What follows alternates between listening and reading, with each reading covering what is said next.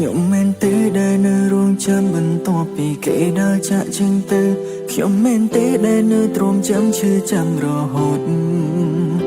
បើបែបនេះខ្ញុំងងមែនទេដែលត្រូវស្រក់ទឹកភ្នែកគ្មានអ្នកជួតទឹកភ្នែកស្រស់ស្ទើរស្ងួតពីខ្លួនព្រមតែនឹកគេពេញដងឆោតងងលងស្មងតែមកខាងចាំមើលផ្លែស្នេហ៍ពេលគេឃ្លាតឆ្ងាយទាំងចិនកាយស្ម័គ្រចាំមិនប្រែស្នេហ៍នាងផ្សេងទេព្រមគិតថាគេនៅតែស្មងមិនផ្ទេក្តីស្នេហ៍ទៅអ្នកផ្សេងឡើយតែតាមពិតគេសំឡាប់ចិត្តស្នេហ៍ខ្ញុំហើ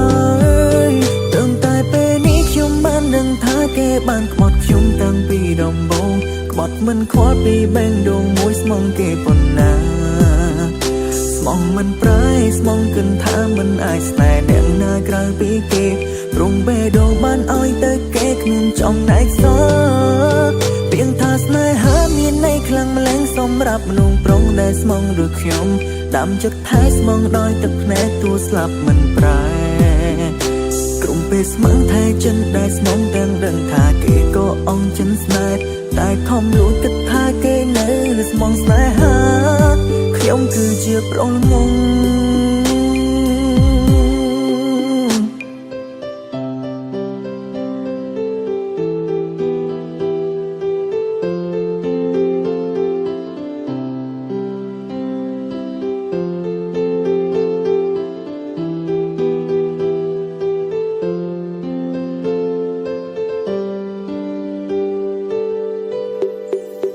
ពេញដងឆោតងងលងស្មងតែមកខាងចាំមើលផ្លែស្នេហ៍ពេលគេឃ្លាតឆ្ងាយទាំងចិនកាយស្ម័គ្រចាំមិនប្រែស្នេហ៍នាងផ្សេងទេ